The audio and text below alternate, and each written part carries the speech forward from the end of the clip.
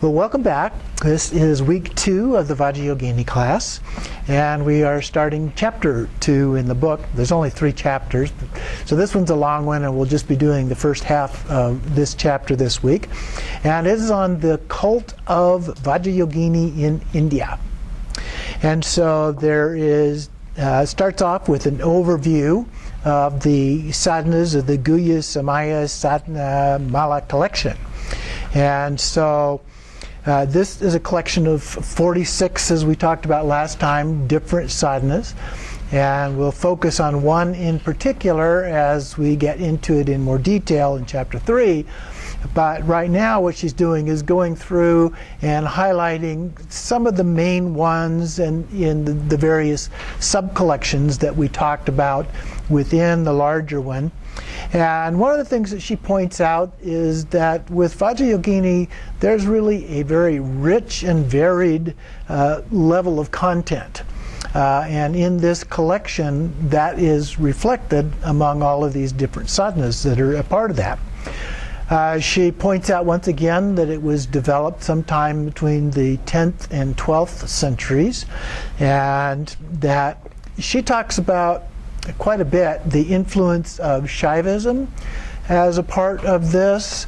I will point out that that's somewhat controversial, however. Some of the scholars, perhaps even more recent than when she wrote her book, have pointed out and challenged the questions about timing of the texts that are used in Shaivism to as if they influenced the Buddhist texts. Some of them are saying that they're not dated correctly and that the Buddhist texts actually come first and influenced Shaivism more. The chicken and the egg, I can't tell you for sure which is which, but I just point out that there are, even though she takes one particular position, there are others who basically reverse that position. I don't think it's particularly important one way or the other. There also has been, as we discussed a little bit last week, the influence of the female deity cults, other ones than Vajrayogini. We talked a little bit about the development of those cults at this period of time in India. And within the 46 works in the collection here, she points out that 37 of those prescribe some kind of a specific visualization process. Sadhanas usually have visualizations as a part of that process, and in this case most of those do. And among those, there are about 50 different descriptions. Okay, so there are more descriptions than there are sadhanas, which means that in some cases there are multiple descriptions within one particular sadhana. And out of those, they take on about 20 different forms. So just to give you a little idea of the variety of things that are included in the collection. Doing a complete survey, though, on Vajrayogini, as she points out, would require a much wider survey than what she has provided in this book. This survey just focuses on this one collection, although she does refer to some other materials, but in the context of this particular collection. So we can't say that this is a complete picture of Vajrayogini by any means. We need to be a little careful about that. But it's a very good one because it's a fairly comprehensive collection and has most of the varieties of forms that Vajrayogini can sometimes take on. The most common form that she has, she would be red in color, 2-armed. Sometimes she has 4 or more arms. And in the warrior stance, which, as we pointed out in the tanka over here, is the one on our right-hand side, which is standing facing sideways with her legs apart and holding up a skull cup. And then Vajravarahi actually becomes the most dominant form, the most common form of Vajrayogini. And sometimes, as we pointed out last week, the names even get interchanged with each other. One of our practices in our practice manual actually has a version of Vajrayogini which refers to her as Vajravarahi in some places and Vajrayogini in others. So it's sometimes just used as a straight synonym, if you will. And as Vajrayogini begins to take on more variety of forms, Vajravarahi tends to become the more central figure, the more common kind of a figure. But there are different mantras, there are different rituals, and all kinds of things that are a part of all of this. One of the things that she included in the book are a series of pictures that were taken from woodblock prints. And unfortunately, there were not prints for all of the things, but what she did was, from descriptions that are given, had an artist recreate those in the same style as this collection of woodblock prints that they found, which were Mongolian in origin, and were done for a particular teaching that was done by, I believe it was the Karmapa. And so it covered most of the ones that are in this collection, but not all. So she had some others made to fit into that. So we have the benefit of at least having a line drawing type visualization, and then there's also a collection of color plates in here of other sources as well. And so those can be helpful to us in getting an idea of what is being depicted in particular cases here. But the woodblock prints, there's over 500 images in there, so it's hard to believe there were some that didn't get included, but actually that happened in a few cases. And then the way they would use these would be for initiations or empowerments, so that they knew what the image looked like when they were receiving the empowerment, and then also as a reminder for actually doing the practice later on. There are also some painted versions. There are no painted versions in there except in the color plates. There are some that are painted versions. And so the reconstruction she had done, I already mentioned. The next section is the influence of the non-dual Shaivism as she presents this. And one of the sources that she relies very heavily on, who is one of the sources that's been challenged by other scholars, is Sanderson. And so she refers a lot to his books that he wrote on these. Sanderson does point out that some of the sadhanas in the Buddhist tradition have the same titles as similar sadhanas in the Shaivism version of these. And so he traced that from Shaivism into Buddhism, but other scholars have reversed that. But a lot of times that similarity is there. The titles are the same. In addition to that, there are verse redactions. So the verses are sometimes identical or very close to sources in various Shaivism text, including Chakrasamvara, which is the originating source of Vajrayogini, where she was the consort of Chakrasamvara. And then there are also stylistic conventions. This might be a little bit more convincing than some of the other sources, because the Shaivas had certain stylistic conventions that appear to have moved over into some of the Buddhist sources. So that would be a more likely source of documenting which came first, because normally you would see, if it went the reverse from Buddhist to Shaivism, you would see stylistic influences in the other direction. So that does help support his position on that, as well as some various forms of expressions which tend to be Shaivist in origin. So there are some things that certainly fit that particular approach. There are also a very wrathful and erotic orientation to these texts as a part of it. There is a practice which we'll come back to later on called the skull observance that are a part of this, or sometimes it's just called the great observance. And so we will come back to this in a little bit.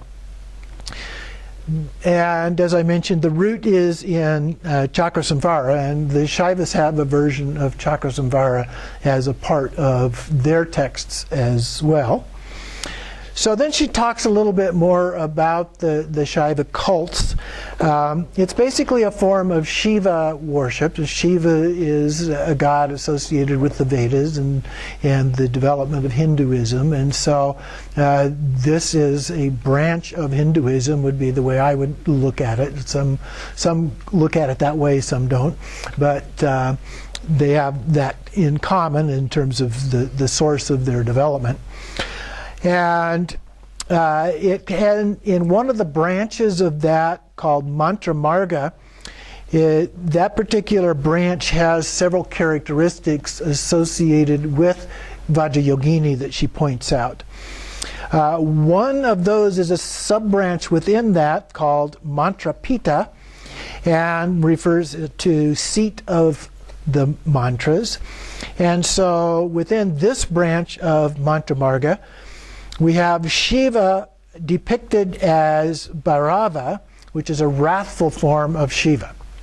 And within that, so we have this wrathful form, we have the cremation grounds that show up in Vajrayogini, the sexual union with a wrathful consort as well, so both the main figure and the consort are wrathful in nature. And then there's a second branch that she refers to, is the Vidyapita. And the Vidyapita means seat of Vidyas.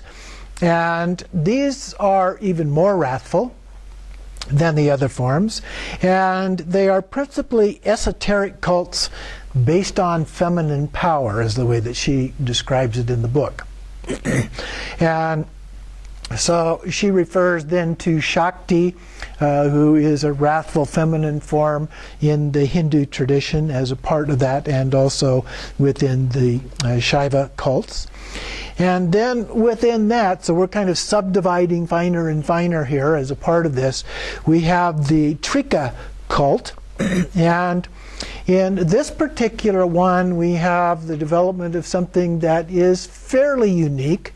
Not completely so, but fairly unique within the development that we've talked about before. What we have is a subordinate male to the female deity. So we have the chief deities are actually the female form, like Vajrayogini, and the consorts are the male form. And there are esoteric forms of Kali, which then emerge separate from the consort. And so then we have what we talked a little bit about last week, where you have the female deity presented without a male consort at all. Now usually they are also depicted as also having a Katvanga that I mentioned last time. And so I brought my short version of a Katvanga here today and give you an idea of what it looks like. If I can unwrap this piece of it here, there's a little vase shape down here, which is considered to be a wish-fulfilling vase. So out of this wish-fulfilling vase, we have a double Vajra at this level, which refers to the relative and ultimate forms of bodhicitta.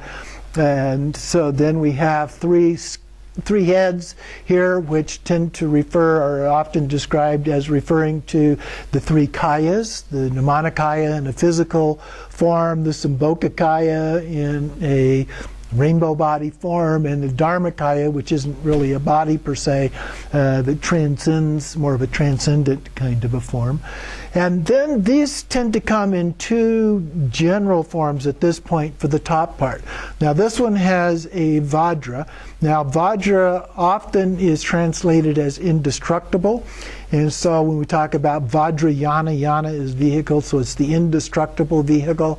And so this also is often used to describe the indestructible Dharma and so forth. The other form is a trident at the top, and so has three pointed kind of thing at the top, and so you'll see both of those kinds of forms. But often with Vajrayogini, not always, because there are some that have the trident form, but often with Vajrayogini, Vajravarahi, it's the Vajra form, which makes sense since the first part of the name is Vajra. So I wanted to bring that to show to you. But mostly they're depicted as standing, so they have a much longer staff part of this. And this one also has a little Vajra, half Vajra form at the base of it as well. Did you have a question? Okay.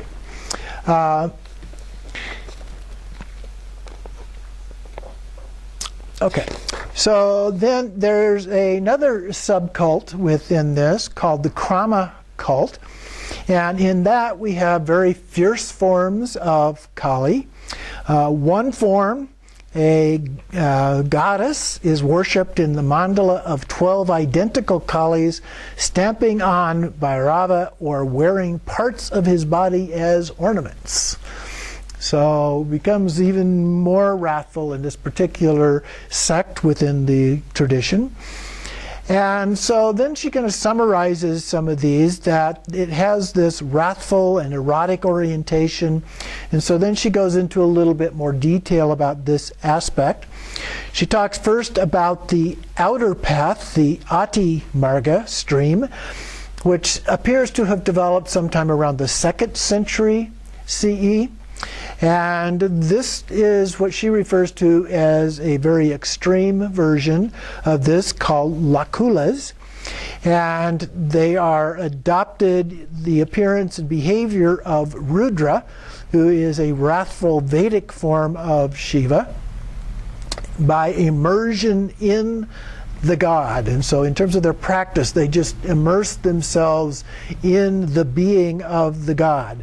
And they are said to depict this in terms of living in the cremation grounds or charnel grounds, smearing ashes of the dead on their body, using begging bowl of a human skull, bone ornaments, a skull staff, and a goal of supernatural powers as a part of this. Another thing I brought here today, this is what's referred to as a skull cup, usually. It's a human skull, as you can see here. It's lined with metal. I assume from the sound and nature of what it looks like that it's made out of aluminum in this case, but it is lined so that when you put alcohol or other substances into this for use in ritual, that it's not directly on the bone of the skull. But this is the kind of thing. Now this one used to have, you can see little imprints around the outside. These were kind of flattened out little skull images that decorated it. At the time I obtained this, it only had a few of those left, and those few have since disappeared. Someday maybe we'll be able to get some more and put them back into place. But just wanted to show you that those actually exist. Here's another version of that used for ritual, much smaller of course, and has a little top that goes on to that. But it's basically the same form. And around here you can see the little skull emblems around the outside as well. So that's what this other one used to have around the outside.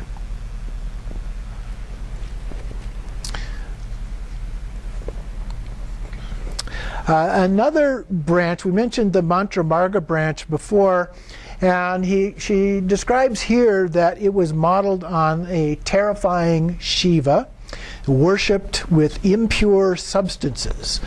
Specifically, she mentions alcohol, blood, and sexual fluids, and those came from intercourse with a consort in various orgiastic rites that were done as a part of this. And we did talk about one of the theories of how Tantra developed in India included people doing these kind of orgiastic rites, sexual rites, out in the woods and so forth.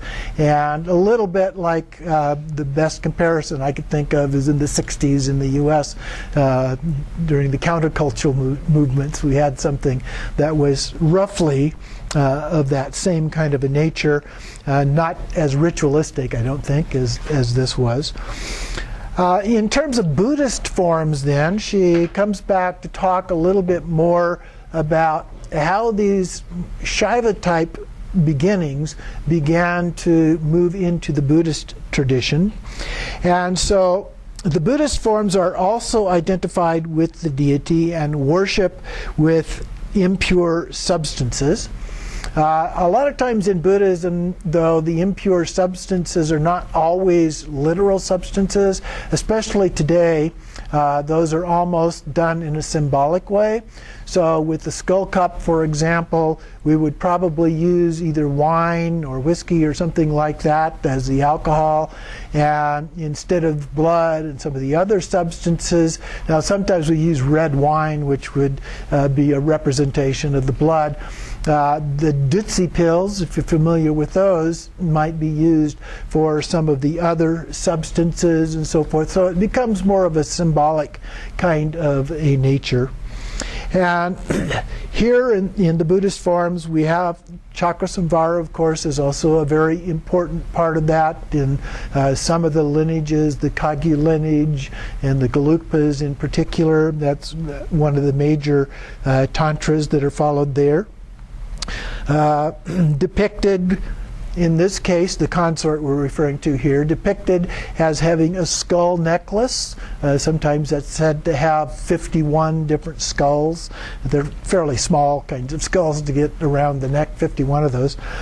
And then oftentimes wearing a tiger skin skirt and having a skull crown. A skull crown usually has 5 small skulls across the front, or that goes across the top of the head, and then various bone ornaments. And so while the peaceful deities might wear golden bracelets and necklaces and all of those kind of things, the wrathful ones would wear similar kinds of ornaments but made of pieces of bone from the charnel grounds. Sometimes described as being human bone, but sometimes just as some kind of bone.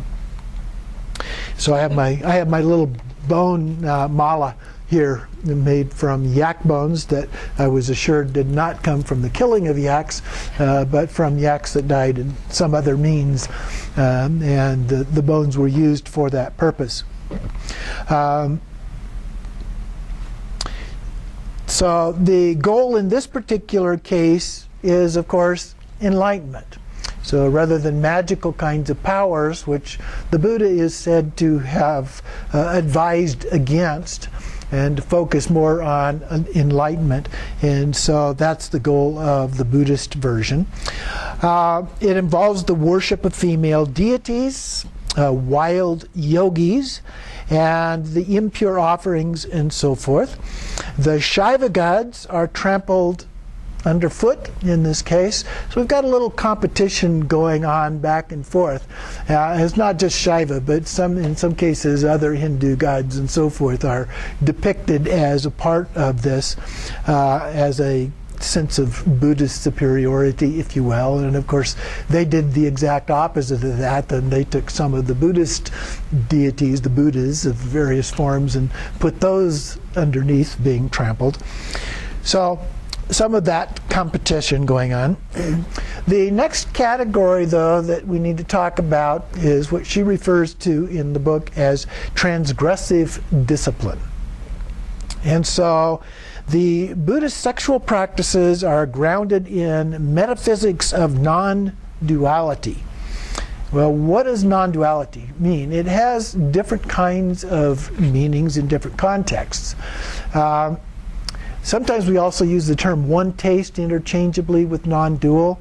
And so in one case, used the example this morning in another case, where you might use the development in the Dzogchen tradition or Mahamudra tradition of developing the advanced practice, where you start off with an advanced version of shamatha practice, an advanced version of vipassana. And you learn and master each of those individually. And then the third step is to alternate back and forth between those until you achieve one taste. So in that model, basically you're taking two different things and merging them into a singularity. Okay, so that's one way that this term is used. The other way that the term is used, particularly in the Dzogchen tradition, is that non-dual means that you never divide them up in the first place. We talk sometimes about self and other, or subject and object. And so what they say in the Dzogchen tradition is, those are just concepts. There is no subject and object per se. There is just what is. Okay? And so it's the labeling of those that creates the division between the two. So non-dual in that context is that they simply are. Period. End of discussion. So it gets used in different ways, so it's important to be aware of that. Here, she talks about it as being neither pure nor impure. That's that second version. Those are just labels. And so in this context, we are transcending, if you will, the labels of something being pure or impure. So they're not really impure substances that are being referred to here. They just are what they are. Okay? So that's the basic idea. And sometimes the conduct involving the use of these substances is referred to as the left-handed tradition. In some of the practices we do, like in the early part of most empowerments, we receive a purification ritual that involves using your left hand and using a vase, such as this, and then they pour a little bit of water into that left hand. You take it in your mouth, wipe it on the crown as a part of that. And that ritual is, like I said, it goes into the left hand, because the left hand in the Vedic tradition was impure. You always ate with your right hand. You didn't eat with the impure left hand, and so forth. And so this becomes referred to sometimes as a left-handed tradition as a part of that, or I've also seen it described as the left-hand path, way of doing things. In the book, Elizabeth English talks about people that are following this sometimes step through the doorway first with their left foot.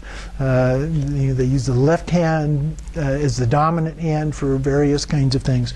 So we see those kinds of connections being made as a part of this. But the main connection is that it's a rejection of some of the Brahmanical kinds of purity standards.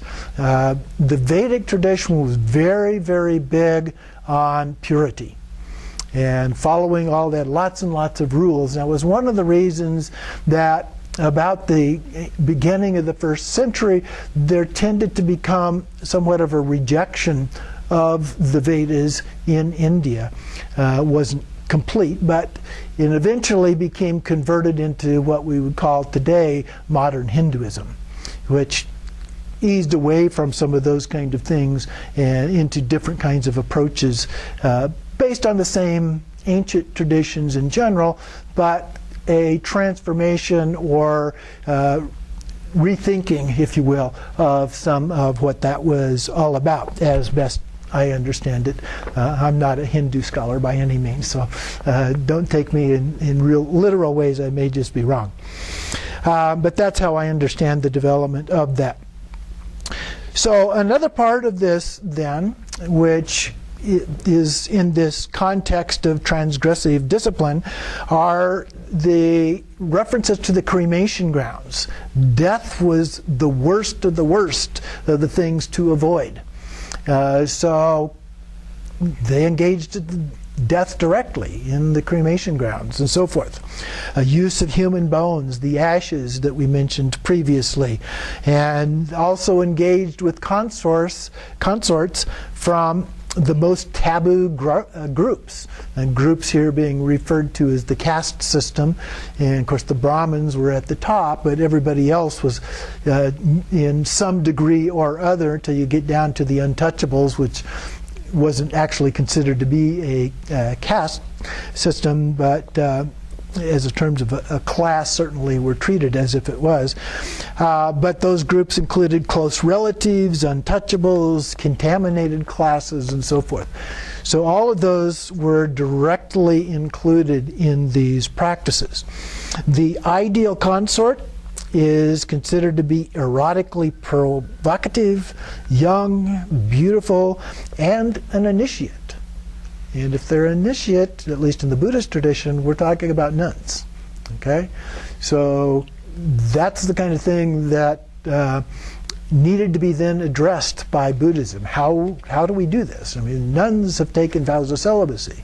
And so have monks. I mean, if you're doing with a male consort even, you're talking about the possibility of somebody who has taken a vow of celibacy. Well, how do we deal with this? Well, we talked a little bit about that previously, that one of the parts of the tradition, not in all branches, because not all of them are consistent in how they address this, but one of the approaches was to redefine celibacy so that if there was no emission of semen, then even though you were engaged in a sexual union, that was not a violation of the vow of celibacy. So that was one of the interpretations of that. Another thing that she talks about in terms of the Buddhist tradition was that it was more explicitly erotic than the Shaiva tradition. Vajrayogini is visualized in a cremation ground. She's naked. She has the bone ornaments we talked about. She describes her as sexually impassioned and streaming with menstrual blood. There are actually some depictions of her where it shows red drops of blood streaming from the vagina as a part of that. And of course, menstruation is also one of those impure kinds of things that is being violated, I guess you would say, here as a part of this. And then we have practice in the ordained Sangha.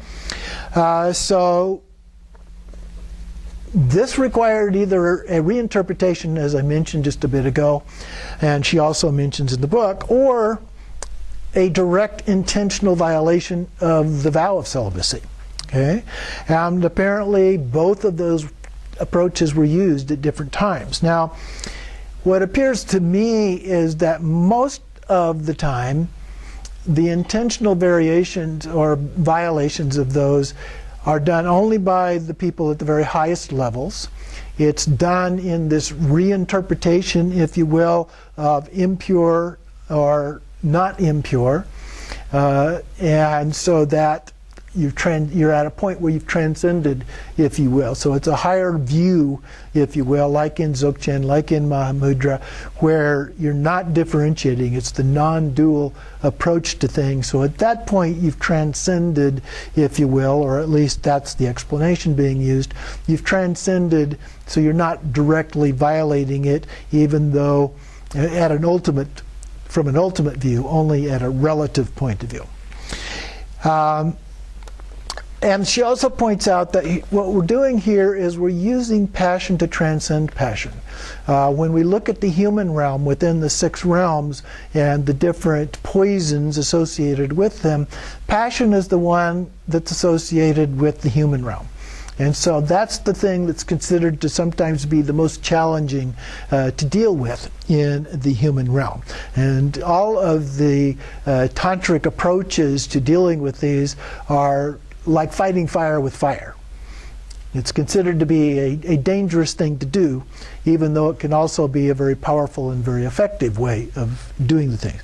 So you have to be careful, and that's one of the reasons that they urge very strongly that the practitioners have a lama, a teacher, who can help guide them through these practices and deal with the issues that can come up as a part of that. So we're setting aside the issues of pure and impure as a part of this. I already mentioned the ideas of the stepping out with the left foot. Another one she mentions is making offerings with the left hand instead of the right hand as a part of that. eating with the left hand, observing the 5 lower classes, including untouchables, as a single class, okay, instead of as differentiated classes. And the Buddha, even though Tantra didn't get taught typically until much later, and some of the traditions say that, well, he taught it to some of the most advanced of his disciples when he was still alive. Other people find that controversial and said these didn't develop until much later. In either case, though, the Buddha did teach as a part of that of not differentiating in terms of the classes. That was one of the teachings that he did give. And we talk about abandoning the notions of to be, whether a substance is to be eaten or not be eaten, or whether something is to be drunk or not drunk, in terms of differentiating whether they're pure, impure, and so forth as a part of that. So it's free of conceptualization. So then she goes on in the next section to talk about the emergence of Vajrayogini. And so here we have the emergence of her as a powerful female spirit, as yoginis or dakinis, and considered elsewhere to be somewhat demonic or even witch-like as a part of that. So again, it's a direct representation of things that are contrary to the cultural norms of that time. And so there is a goal to access power of these spirits by delighting them with these transgressive offerings, if you will, of sexual fluids, alcohol, and so forth. She quotes on page 43, the goal of the initiate was to force or entice these yoginis to gather before him, this is assuming a male that is doing the practice, and receive him into their band, so receiving the male into the band of the yoginis, sharing with him their miraculous powers and esoteric knowledge. Okay, so this could be done in reverse too. A female could be taken, make the offerings and be taken in there as well. So the female spirits, especially associated with the semi-mythical Uddiyana or Uddiyana that we talk about, the land where Padmasambhava is said to have come from, which is, most scholars think, was probably in the area of the Swat Valley, which is now in northern Pakistan.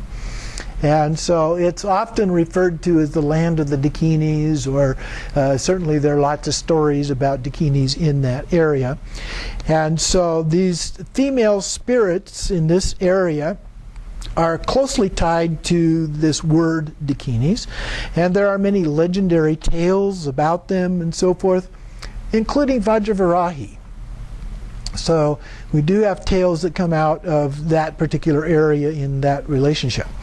Yoginis were believed to take on human form as well as a part of this. In fact, ideal consorts for yogins that were engaged in this sexual yogic practice because of this, and the yoginis in the human form. And they became known as Vajrayoginis or Vajradakinis. And so Vajra excludes yoginis of the heretics in this case. So yoginis was a term that was used in a much broader way, but in the context of the Buddhist tradition, the development of Vajrayogini, it was used in a way that excluded them from the heretics. So the term Vajrayogini, this is another quote on page 44. The term Vajrayogini was thus generic and denoted females, human or divine, in the tantric texts. So Vajrayogini then is just one of many deity cults in the Buddhist tantras, as we've talked about a little bit before. And there's a great deal of overlap between these forms. And so she lists in there a number of different forms that they may take. Various forms of Tara, for example. We have green Tara, white Tara, we have the 21 Taras and so forth. Kurukule is another one. Ekajati, protector. Vajravarahi. There's a hog-faced Vajramukhi. There's a Naritmya, who's a consort of Haruka. And so a variety of different forms of these female Vajrayoginis, if you will. Then the next section, she goes into the emergence of Vajravarahi. So she gives a brief description of how Vajrayogini came about, and now talks about how Vajravarahi developed as a part of that. Essentially, she says they're the same. We talked about the fact that the words themselves are often used interchangeably, and the descriptions are oftentimes identical or very similar. There are some slight differences in some cases, but they don't always hold up. We talked last time about the difference in poses. Vajrayogini often is in the warrior pose, Vajravarahi often in the dancing pose. But not always. Sometimes Vajrayogini is described as being in a dancing pose, and so forth. So we have a variety of different things, and the distinctions are not always, hard and fast kinds of distinctions between them. Very Buddhist. Okay. Then we have the idea of Varahi.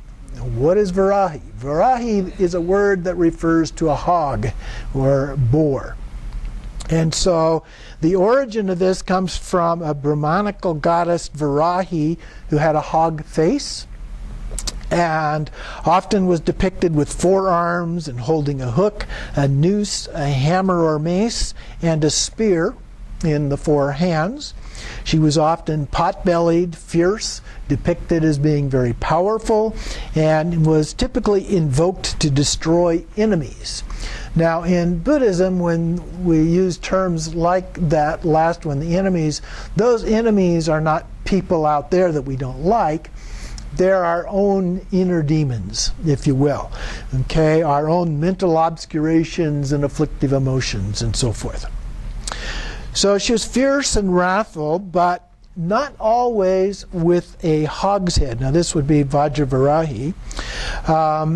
And if she was, it was typically shown as either being behind her head or maybe behind the right ear, often somewhat smaller in form.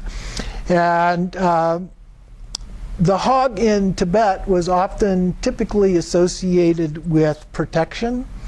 And so there's a protective element there. She's not a protector per se, but there is an element of that. Her fearsomeness or anger, if you will, comes out of her great compassion for us. And so out of this compassion, she feels anger about these demons that we have. And so she's applying this anger to help us rid ourselves of these inner demons. In Buddhism, the hog is also associated with ignorance. Okay, so that's our fundamental ignorance, the second noble truth. So we have the suffering as the first noble truth, and the cause of that is the second noble truth, our own fundamental ignorance of not understanding the true nature of things. And so Tibetan literature describes her hog's head as a symbol of the sublimation of ignorance, the conquering or overcoming this ignorance. Vajravarahi was found as an early attendant to other deity forms. So she was found in the retinue, if you will, outside of the main figure, and sometimes as a protector. I mentioned that protective element, and as a consort to Haruka in some forms. A Haruka is a fairly generic term for a wrathful male deity. And so you have Chakrasamvara Haruka, for example, is just one of many. One form of Havadra is depicted in which they are equals, if you will. They're in union together, but depicted as equals of the same blue color. For example, she's holding a skull cup and a Vajra, but she has no hog's head in that particular case. So she begins to take center stage, though, when she was depicted as the consort of Chakrasamvara that we mentioned. And Chakrasamvara in this case typically has 12 arms, blue in color, and he is embracing Vajravarahi. And there is a picture in the text. These pages are not numbered, but about a little over halfway through the book, there are these plates that are color plates. And so it's plate number 11 where that shows up. So it looks like this one here, if you're looking for it in the book. And so it shows the blue Chakrasamvara. In this case, Vajravarahi is depicted as being red in color. So you can see the way that she would be described. And this is a very old depiction. You can tell because of the background. When you see a series of smaller figures ordered in kind of a matrix form around that, that's one of the earliest Tanka type painting forms, if you will. And so we have Vajravarahi as red in this case, 2 arms, and she's maddened with lust. She has a Vajra and skull cup with blood. This is a transgressive form of nectar, if you will. And she's pouring it into the mouth of Chakrasamvara. Her form then changes in different texts when his form changes. So Chakrasamvara comes in different forms, but hers also changes when his changes. So there's a connection there with that, those differences that are being made. As Vajrayogini cults expanded, we already mentioned that Vajravarahi form became more dominant, and she began to become the central figure in the mandala of her own right. And so sometimes, in a few cases, she's depicted as the dominant figure with a lesser male consort, if you will. And she also becomes capable of manifesting in different forms. And so we have different forms then also of Vajravarahi as a part of that. In the Vajravarahi sadhana by Umapati Deva, which is the one that we're going to look at in detail in chapter 3, she was depicted in the warrior stance with no hogshead. She is wrathful and erotic, and in the center of a retinue of dakinis within a 37-fold mandala. So that gives an overview of what she would look like in that one when we get to it. So that gives us a little bit of an introduction to the development of Vajrayogini and Vajrayogini connected together, as well as Vajravarahi, the 2 dominant figures in this particular tradition, and some of the characteristics, as well as some of the influences that appear to have come from the Shaiva tradition and some of the competition that went back and forth between them, as well as other Hindu branches as well. So we're going to take a little break here.